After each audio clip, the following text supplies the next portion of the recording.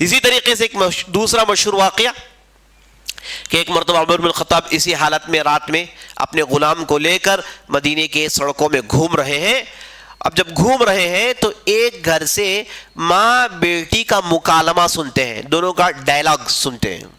یہ ایک ماں اپنی بیٹی سے کہتی ہے کہ تم کیوں دودھ میں پانی نہیں ملا رہی ہو, تم دودھ میں پانی ملاؤ تاکہ ہم کل زیادہ لوگوں کو سپلائی کر پائیں اور زیادہ انکم جنریٹ کریں. اب وہ لڑکی کہتی ہے کہ میں یہ کام نہیں کر سکتی, یہ تو دھوکہ ہے, دودھ میں پانی ملانا دھوکہ ہے, جو دودھ ہے اسے ایسے ہی بیچنا چاہیے, اگر پانی ملائیں تو بتانا پڑے گا اور جب بتائیں گے تو دام کم ملیں گے. تو ماں کہتی ہے کہ دودھ میں پانی ڈالو, اور بیٹی کہتی ہے کہ میں ہرگز نہیں کروں گی, میں اللہ سے ڈرتی ہوں, میں کام اس لیے نہیں کروں گی کیونکہ میں اللہ سے ڈرتی ہوں. کوئی تو نہیں دیکھ رہا ہے لیکن اللہ تو دیکھ رہا ہے, اور یہ کام بالکل جائز نہیں, یہ دھوکہ ہے. نبی صلی اللہ علیہ وسلم نے کہا من غشنا فلیس منا, جس کسی نے ہمیں دھوکہ دیا وہ ہم میں سے نہیں, یعنی اس کے اندر ایمان کی نشانیاں نہیں, وہ مومنین کے ساتھ نہیں ہو سکتے. یہ نبی صلی اللہ علیہ وسلم کی چتاونی ہے جو لوگوں کو دھوکہ دیتے ہیں. اللہ اکبر, قربان جائیں اس عورت پر, کتنا ایمان دیکھیے, ماں سے جھگڑ رہی ہے. یہی ہوتے ہیں متقی, یہی ہوتے ہیں مومن جو کسی بھی حالت میں اللہ کو ناراض نہیں کرنا چاہتے. لا طاعت فی معصیت الخالق, جو ہے اللہ کو ناراض کر کے دوسروں کو خوش کرنا یہ مومنین نہیں کرتے. سب سے پہلے ان کے مد نظر جو بات ہوتی ہے وہ یہ ہے کہ میرا رب خوش ہو جائے, اس کے بعد دوسروں کی خوشی, اس کے بعد دوسروں کی ناراضگی. آج ہمارے پاس معاملہ یہ ہے کہ ہم ارے غیرے نٹو خیرے انہیں راضی کرنے کے لیے اپنے رب کو ناراض کر دیتے ہیں کہ نہیں.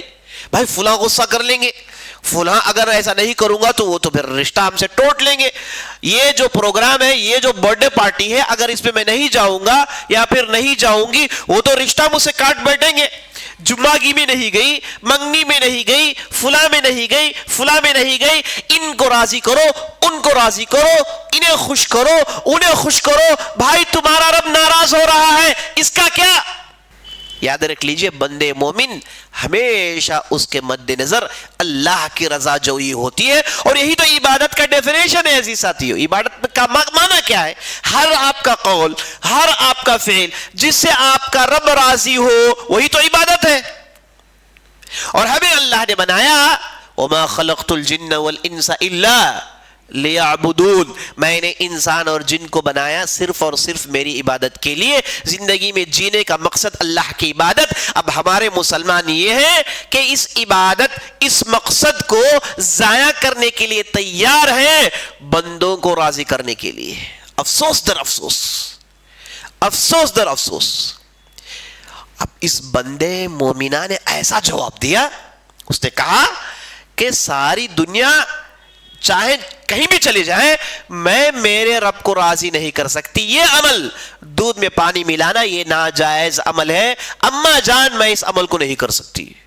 عمر بن خطاب نے جیسے ہی بات سنی کہا کہ بھائی گھر والوں کو نوٹ کر لو, ایڈریس نوٹ کر لو, اسٹریٹ نوٹ کر لو, اور اپنے گھر گئے, اپنے بیٹے عبید اللہ کو بلایا, بلا کر کہا کہ جاؤ فلاں گھر میں ایک بالغہ عورت ہے, اس کے لیے شادی کا پیغام بھیجو, اس کے لیے شادی کا پیغام بھیجو.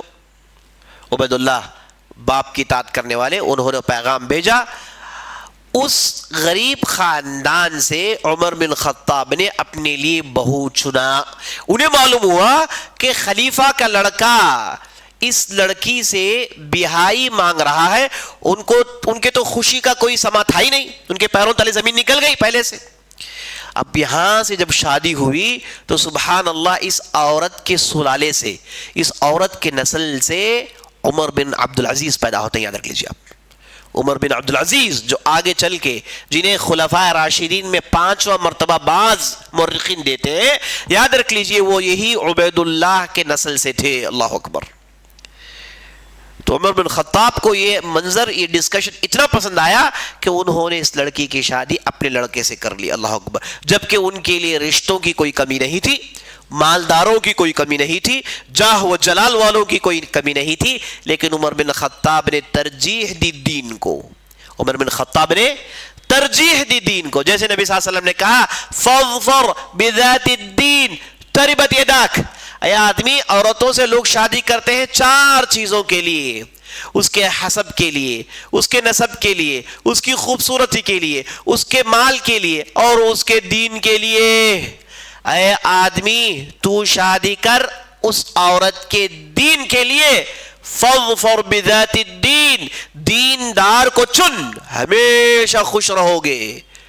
تو نبی عمر بن خطاب نے نبی صلی اللہ علیہ وسلم کی اس حدیث پر عمل کیا، اپنے لڑکے کی شادی اس عورت سے کر لی. یہ واقعہ کب پیش آ رہے ہیں؟ راتوں کی تحقیق میں. عمر بن خطاب نے وہیں سے اپنے لیے بہو بھی چنا ہے. تو عمر بن خطاب کا یہ راتوں میں گھومنا بہت ہی مشہور ہے.